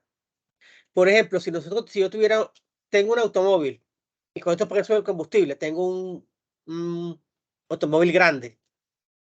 Mira, este carro consume mucha gasolina, me compro un automóvil más pequeño que consuma menos gasolina y ya está. De esa manera bajo mis costos y con eso, en lugar de gastar $200 mensuales en gasolina, pudiera gastar 100. Y esos $100 me permitirían ir a comer de vez en cuando con mi esposa por un restaurante bueno, que no lo puedo hacer ahorita, por ejemplo. Entonces, la función de utilidad va a ser siempre ingreso menos costo. El ingreso es el precio por la cantidad de unidades que usted vendió. Y la cantidad de unidades que usted vendió, en teoría, debería ser igual a la cantidad de unidades que usted produjo. Porque yo no voy a producir una cantidad de artículos para que se pierdan. Yo voy a producir unos artículos para venderlos todos. Entonces, la utilidad es ingreso menos el costo. Y recordamos que siempre hay restricciones en cuanto a los insumos, mano de obra, equipos y para ustedes contar. también hay restricciones del mercado, porque una empresa no tiene que producir a lo loco. Yo tengo que producir conociendo mi mercado, porque si yo produzco y no conozco el mercado, es como que yo saliera a cazar en la noche sin ningún tipo de luz y estoy disparando a lo loco. No sé lo que puedo pescar. De repente puedo matar un conejo de monte, pero de repente también puedo matar a una persona. Entonces, la trastada. Entonces, en las empresas tienes que tener planes de producción que generalmente se basan en proyecciones de venta. Y esas proyecciones de venta a su vez se basan en el trabajo del cuerpo de venta con el trabajo del equipo de investigación de mercado, que miden el potencial, hacen sus estudios. Mira, yo creo que el potencial es tanto. Entonces, cruzan esa información del potencial de venta con la capacidad operativa de la empresa y hacen los planes de producción. Ejemplo, vamos a suponer que una empresa fabrica dos productos, producto X y producto Y. Cada uno de estos productos requiere cierto tiempo en la línea de ensamblado y otro tiempo más en el departamento de acabado. Cada artículo del tipo X necesita 5 horas de ensamblado y 2 horas de acabado, mientras que cada artículo del tipo Y requiere 3 horas de ensamblado y 4 horas de acabado. En cualquier semana, la empresa dispone de 105 horas para ensamblado y 70 horas en el departamento de acabado. La empresa puede vender todos los artículos que produce y obtener una utilidad de $200 por cada artículo de X y 160 por cada artículo de Y. Calcule el número de artículos de cada tipo que deberían fabricarse a la semana con el objetivo de maximizar la utilidad total. Entonces, este ya es un problema, ya un ejemplo sencillo de cómo se hace esa maximización de la utilidad. Entonces, este es un problema de maximización de utilidades. Y hay que saber que hay restricciones al problema. Número 1, las cantidades son positivas. Yo puedo producir, por ejemplo, 10 mesas y 20 sillas. Yo no puedo producir nada. Si no produzco nada, no tiene sentido. No hago nada. Ni tampoco puedo producir cantidades negativas. Menos 10 sillas, menos 3 mesas. Son números positivos y enteros. Es decir, son 1, 2, 3, 4, 10, 20. No puedo producir mesa y media. 2 sillas y un cuarto, no. O es una silla o son 3 sillas, o son 2 sillas, pero no es silla y media ni mesa y media. Entonces, las restricciones de disponibilidad. Tengo 105 horas para ensamblado y 70 horas de acabado, que hay un error. Son 70, no 40. Voy a corregir eso de una vez.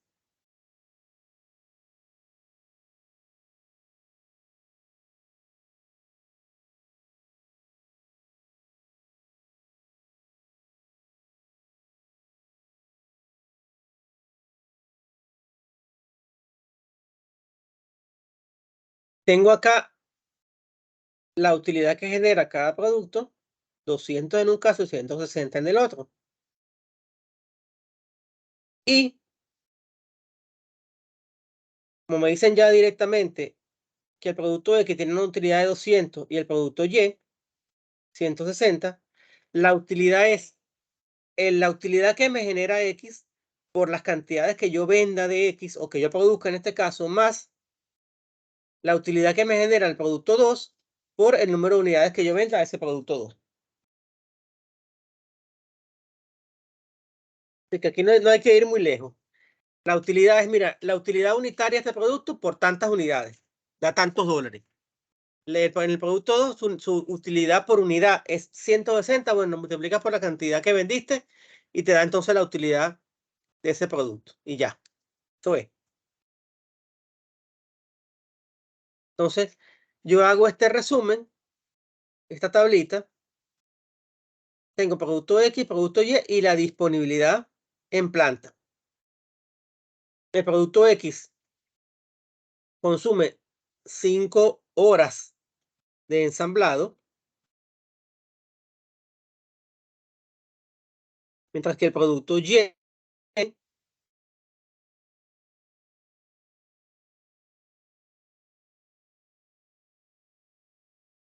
producto Y consume 3 horas de ensamblado y la disponibilidad total es 105 horas.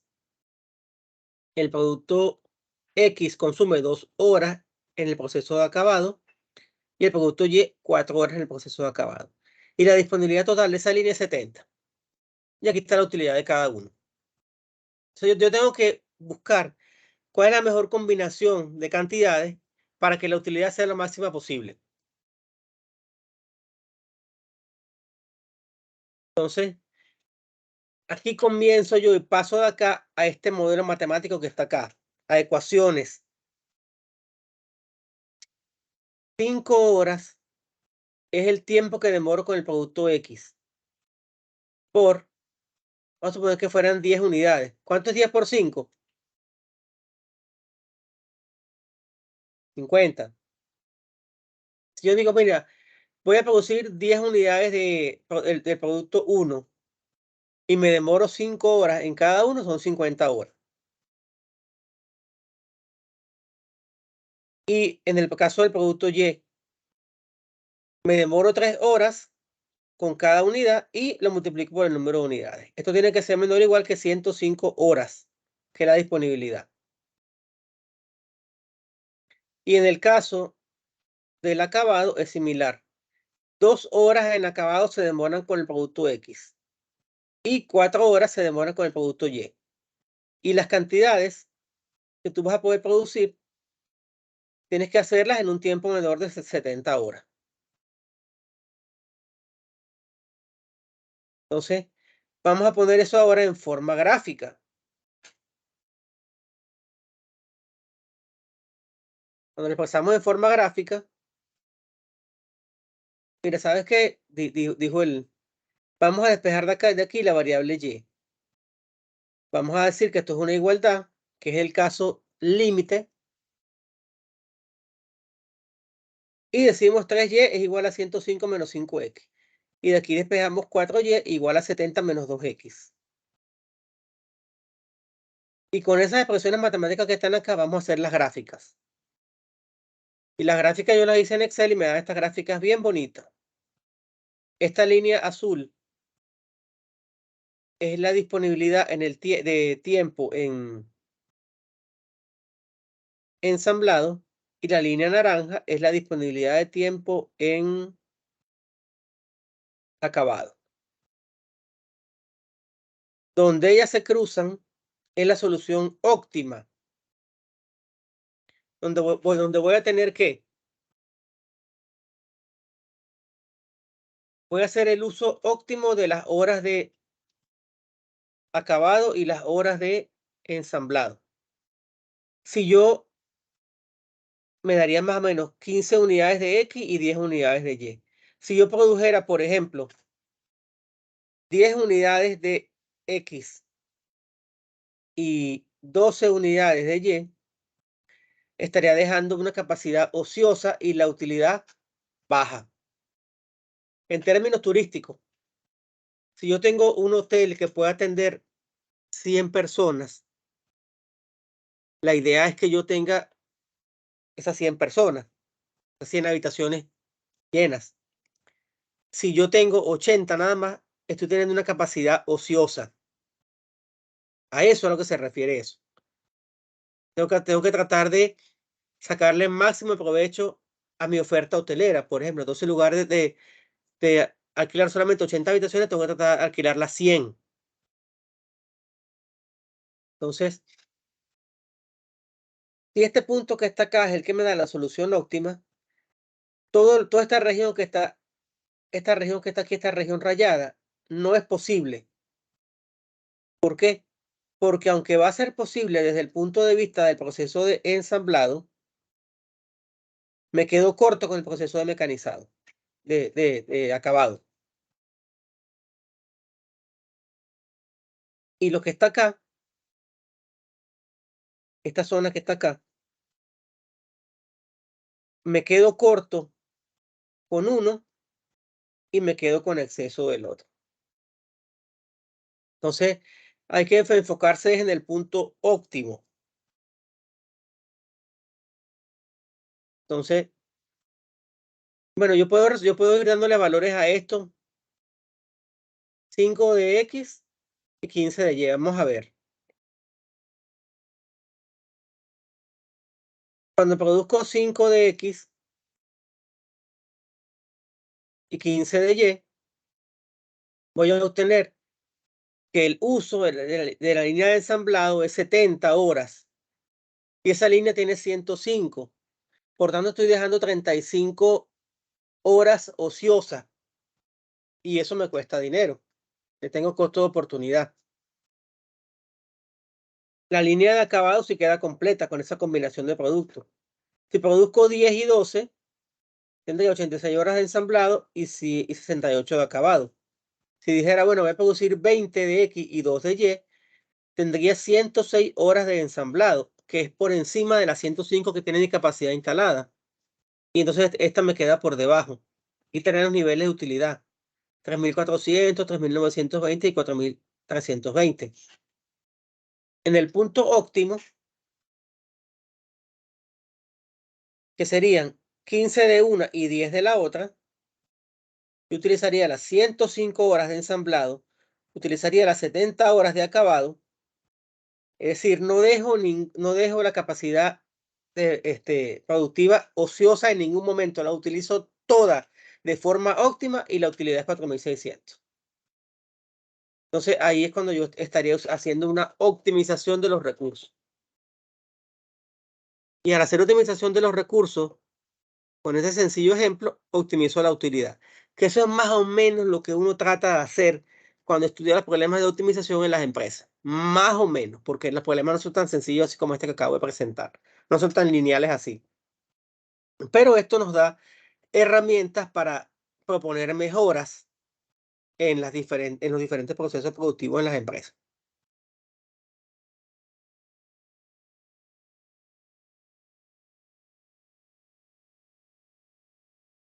Entonces, visto eso, que es un ejemplo matemático sencillo, vamos a hablar ahora de la oferta y la demanda.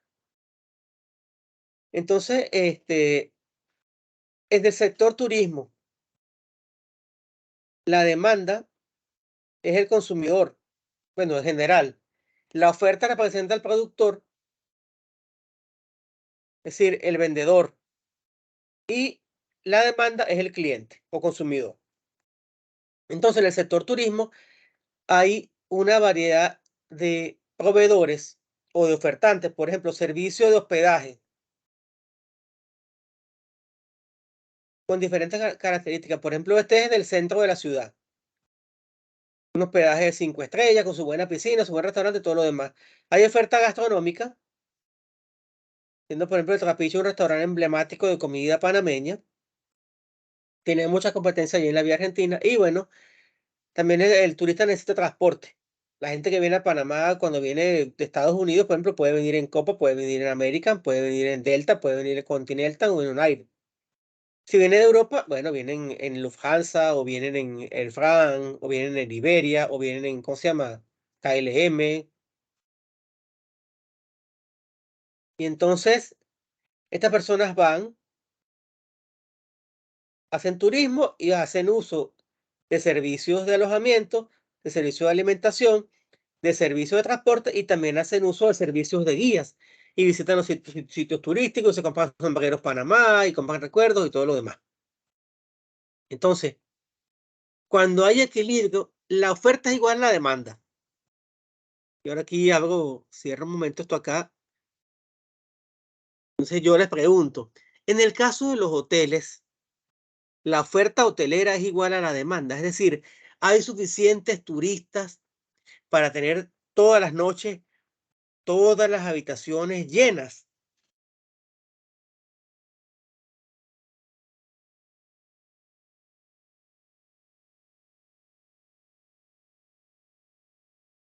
¿Sí o no? ¿Qué creen ustedes?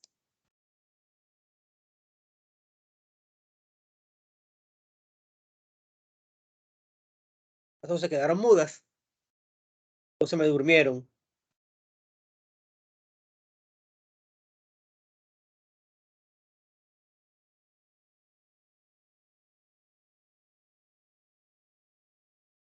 Hola.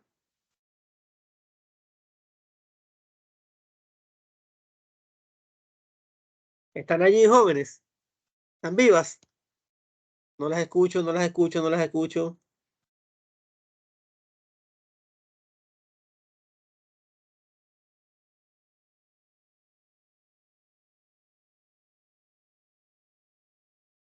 Entonces, en el equilibrio, la oferta es igual a la demanda. Es decir, todo lo que se saca al mercado se vende.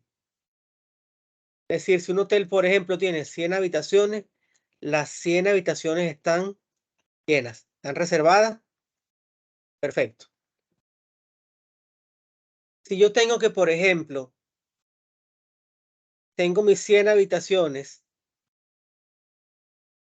y solamente tengo 80, ahí lo que tengo entonces es que la oferta supera la demanda.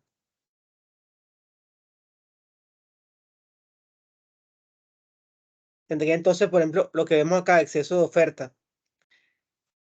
Pero esto también está dado por un precio. Si para un precio, por ejemplo, de $100, yo puedo tener 100 habitaciones y solamente me contratan 80, yo tengo entonces un exceso de oferta. ¿Qué hacen entonces cuando es temporada baja, que es una temporada mala para el turismo? Colocan los precios más bajos para tratar de llegar al punto de equilibrio, es decir, para que venga más gente a mi hotel. Entonces, cuando hay exceso de oferta, eso es malo para el productor. Cuando hay exceso de demanda, es bueno para el productor. Ah, porque hay más demanda que la oferta. Cuando hay más demanda que oferta, lo que yo tengo lo puedo vender más caro. Cuando hay exceso de demanda, las empresas atraen más clientes con promociones y descuentos. Veamos. Caso de la oferta hotelera en Panamá. Y no sé todavía si están o no están. ¿Están allí o no están allí?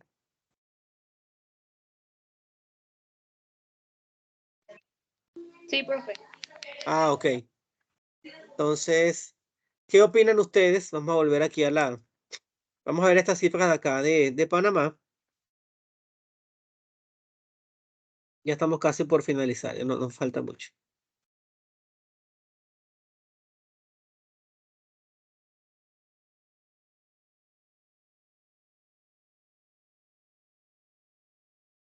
Entonces, Panamá cuenta con más de 20.000 habitaciones que se han incrementado en los últimos 5 años según un reporte estadístico y el Registro Nacional de Turismo de la Autoridad de Turismo de Panamá. En el caso de la oferta gastronómica, la Asociación de Restaurantes de Panamá cuenta con 575 agremiados y genera 15.000 empleos directos. En el caso de aviación internacional, tenemos a Copa Airlines, una aerolínea con una sólida reputación. Y para vuelos nacionales tenemos a Copa y Air Panamá. Entonces, esta oferta de servicio está en equilibrio o subutilizada. ¿Qué opinan ustedes?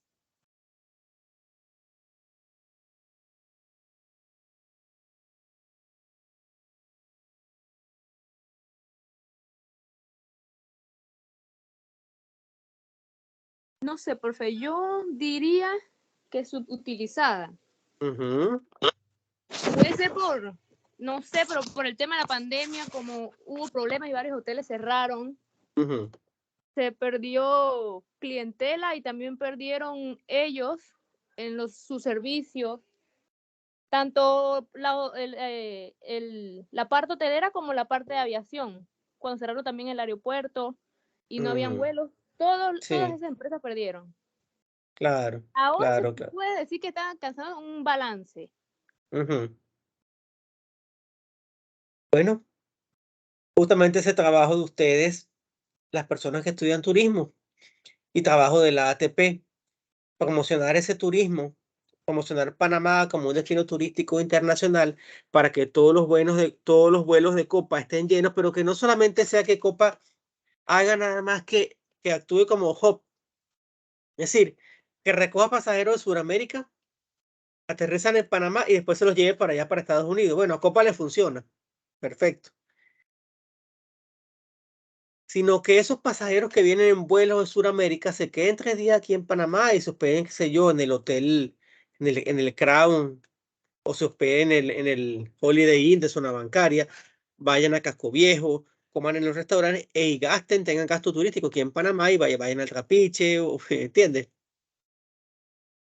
O traten un taxi. De eso se trataría entonces. De que esa capacidad hotelera no ande en un orden de ocupación del 55%, que es lo que andan según una cifra que estuve revisando el día de ayer de la Autoridad de Turismo de Panamá. Una capacidad hotelera de una capacidad de ocupación de un 55% es muy baja. Debería ser por lo menos un 80%. Es lo que debería ser. Con eso es que uno más o menos, cuando uno hace un proyecto de hotel, uno calcula que la ocupación sea de un orden de 80% para que sea rentable. Si estás por debajo de eso, mira, se ven comprometidos. Entonces, es un trabajo duro. Es un trabajo duro que hay que hacer en promoción turística, pero tiene que venir acompañado de muchas cosas. Número uno, una formación sólida del recurso humano. Por ejemplo, no les pregunté, ¿cuál es su vocación para estudiar esta carrera de turismo? ¿Cuál es el motivo por el cual estudian turismo? Por ejemplo, comenzando con Yareli por allí. ¿Por qué estudia turismo?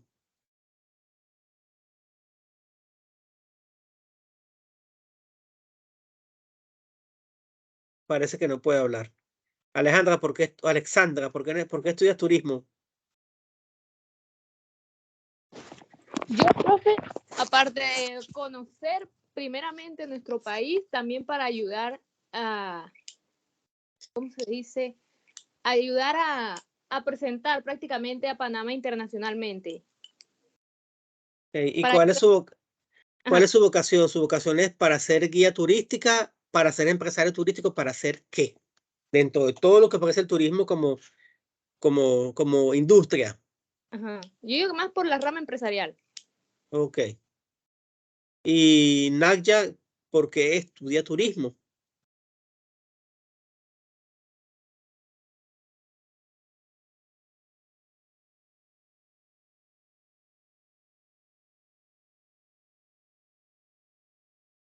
Bueno, si está hablando Nadia, no la escucho. No veo su micrófono encendido.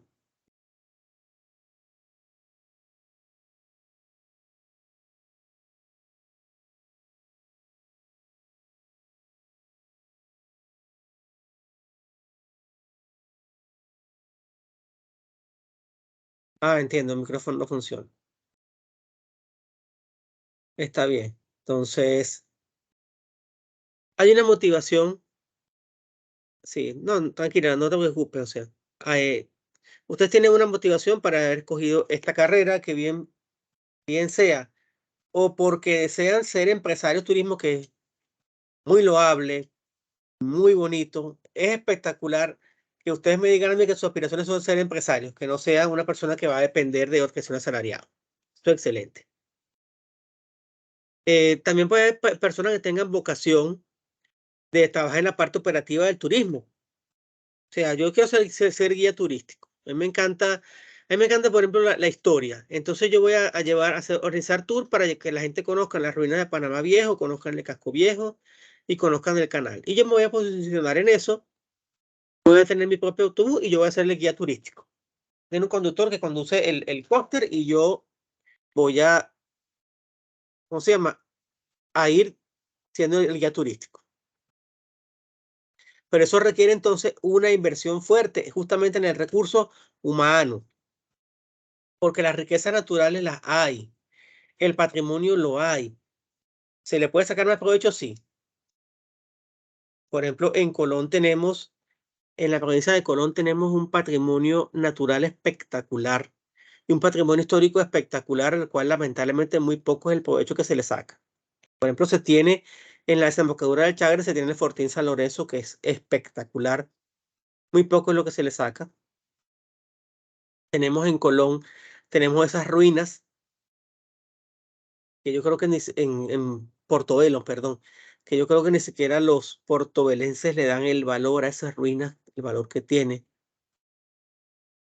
Y eso es lo que es el turismo histórico. Y si hablamos de lo que es el turismo recreacional, viene que las playas de Colón son unas playas preciosas, unas playas espectaculares y no se les saca el provecho por diversas razones que, bueno, que vamos a discutirlas más adelante.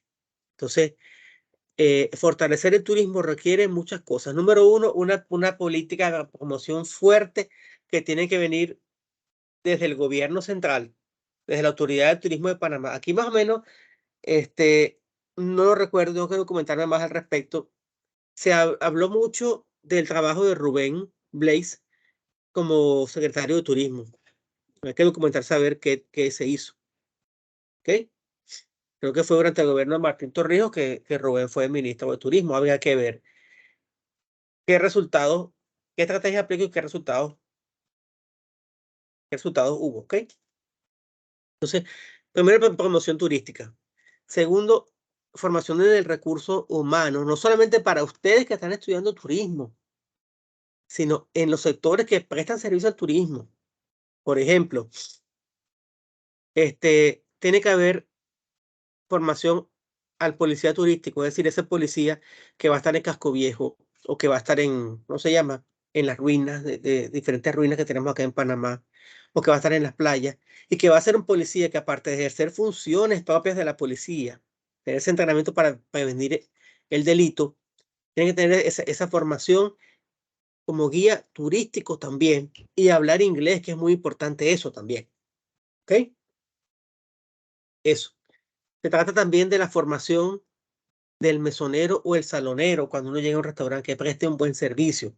Se trata, por ejemplo, de la formación a las personas que tienen en los aeropuertos. Se trata de la formación de las personas que tienen en los puertos, de las personas de migración también de Panamá. Esa formación que tienen, a la cual adolecen muchas personas de esa institución pública, adolecen de formación en ese sentido. Cuando uno ingresa, por ejemplo, a Costa Rica, el oficial de migración de Costa Rica comienza el mismo, es el primero que te vende a Costa Rica. Bienvenido a mi país y cuáles son sus planes. Y el tipo te va vendiendo y casi que tiene los folletos allí para que tú los veas. Entonces, en eso también nos falta, ¿ve? Que de repente, en las comunicaciones que tiene Copa, esa revista o en las películas, colocaran más videos promocionando a Panamá, que los pilotos, bueno, va hacia Panamá, aquí le recomendamos tal cosa. Eso es parte de una política integral de promoción al turismo. ¿Ve? Entonces hay que invertir mucho en lo que hablamos al principio, en educación y en ese recurso humano, para que más allá de las bellezas naturales que tenga Panamá, se venda ese servicio que es en lo que nos ganan los ticos y nos ganan los mexicanos, por hablar de países que son cercanos a Panamá, en esa atención y en ese servicio al turismo, al turista. ¿Preguntas, inquietudes, dudas? No, profe.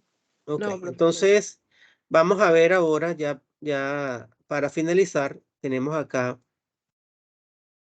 los temas de las charlas.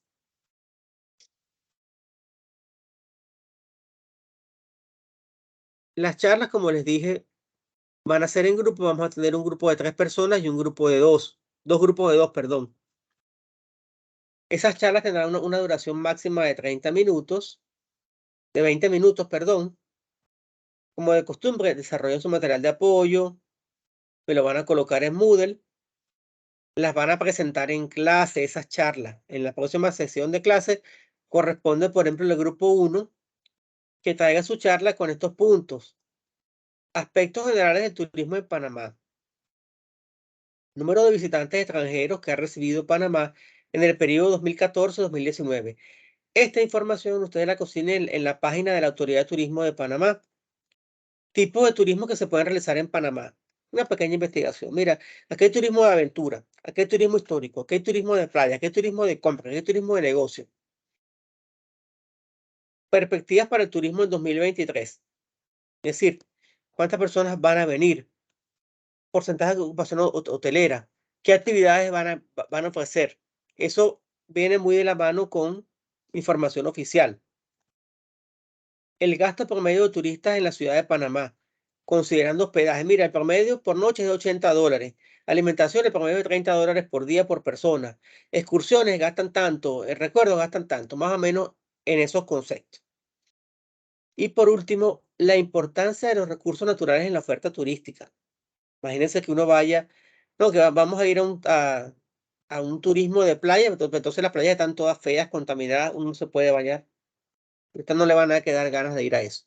Entonces, esto es para el grupo 1. No sé si entre ustedes tres se ponen de acuerdo, las tres asistentes del día de hoy, y ustedes desarrollan esta charla del grupo número 1. Me imagino que se irán incorporando más personas y quedan entonces los puntos de los otros grupos. También tenemos temas interesantes.